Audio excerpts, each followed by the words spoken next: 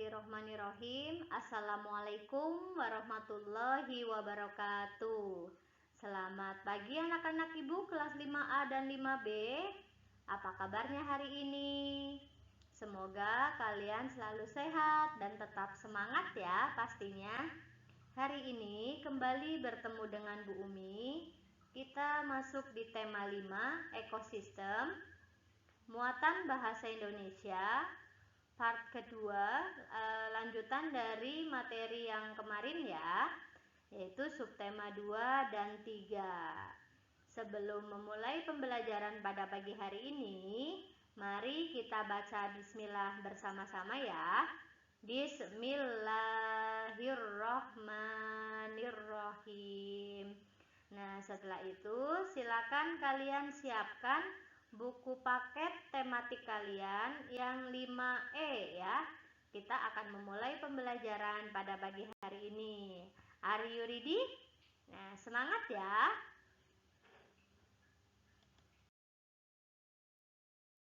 Materi pelajaran pada pagi hari ini sebenarnya hampir sama dengan yang kemarin ya, yaitu masih tentang teks non-fiksi, menentukan ide pokok dari teks non-fiksi, dan mencari arti kosakata.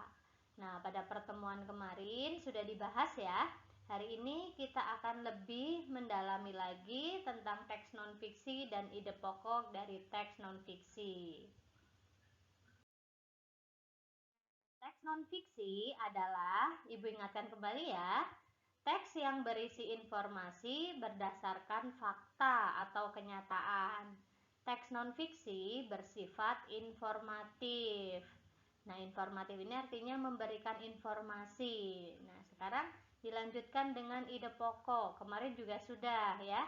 Nah, Ibu ingatkan kembali, ide pokok adalah inti dari permasalahan atau informasi dari suatu teks. Nah, ide pokok di sini ada banyak nama lainnya. Salah satunya gagasan utama, pikiran pokok, gagasan pokok, dan pokok pikiran. Jadi kalian tidak usah bingung ya. Misal ada soal disuruh mencari pikiran utama. Nah, pikiran utama itu sama saja dengan ide pokok, gagasan pokok, atau pikiran pokok, gagasan pokok, atau pokok pikiran. Nah, kalian jangan bingung, itu sama artinya. Karena di sini ide pokok itu punya 5 nama lain ya. Yang penting kalian tidak bingung dan sekarang sudah tahu ya. Cara menentukan ide pokok suatu teks bacaan adalah dengan cara membaca teks dengan seksama.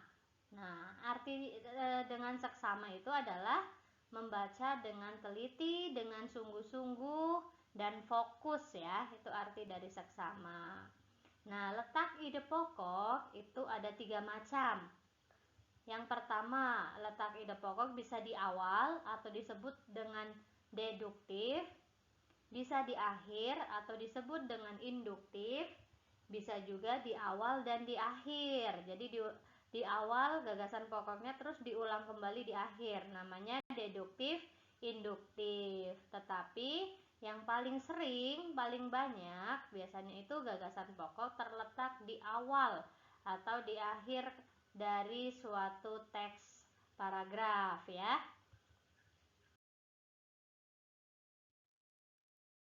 Berikut adalah ciri-ciri kalimat utama. Misalnya kalian membaca paragraf, kalian harus tahu ciri-ciri kalimat utamanya apa sih? Nah, ini 1. Mengandung topik permasalahan yang dapat dijabarkan. 2. Biasanya kalimatnya lengkap dan dapat berdiri sendiri. Maksudnya berdiri sendiri di sini artinya bisa tanpa kalimat-kalimat penjelas yang lain ya.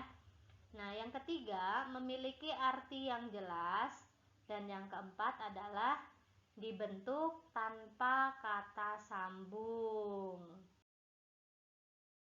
Contoh ya, Ibu berikan contoh di sini. Ada sebuah paragraf. Buah tomat memiliki banyak manfaat untuk tubuh.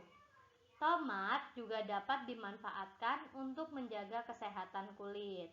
Selain itu, tomat juga bisa membantu mencegah kanker dan untuk kesehatan jantung. Ini juga salah satu teks non-fiksi, artinya berdasarkan kenyataan atau fakta ya. Nah, di sini kalimat utamanya adalah buah tomat memiliki banyak manfaat untuk tubuh. Berarti ini jenis paragrafnya adalah deduktif. Kalimat utamanya terletak di awal kalimat. Nah, ini kalimat utamanya ya. Nah, sekarang gagasan pokoknya. Kalian bisa meringkas atau menyebutkan secara singkatnya. Berarti gagasan pokok dari paragraf tersebut adalah manfaat buah tomat ya. Nah, di sini Bu kasih tanda panah. Salah satu ciri paragraf adalah kalimat pertama, kata pertama harus menjorok ya, masuk alinea. Nah, itu ciri-ciri dari paragraf. Nah, sekarang kosakata. Dari paragraf tersebut, barangkali ada kosakata atau kata-kata yang tidak kamu tahu. Ibu contohkan di sini. Manfaat. Manfaat itu apa ya? Nah, ini manfaat artinya adalah guna atau faedah. Kamu bisa mencari arti katanya bisa di Kamus Bahasa Indonesia atau bisa juga searching di internet ya. Sekarang sudah mudah. Nah, kosakata yang kedua adalah kanker. Mungkin tidak semua tahu ya, kanker itu apa sih? Nah, ini Ibu mencari arti kanker melalui Kamus Besar Bahasa Indonesia. Bahwa kanker artinya adalah penyakit akibat pertumbuhan tidak normal dari sel-sel jaringan tubuh yang berubah menjadi sel kanker. Wah, materinya sudah selesai ya. Karena memang pada minggu kemarin sudah dibahas. Nah, sekarang diulas kembali. Untuk tugas hari ini adalah di buku LKS tema 5 atau 5E halaman 75 sampai 77 ya. Jadi tugas hari ini hanya di buku LKS. Jangan lupa tugasnya dikerjakan ya.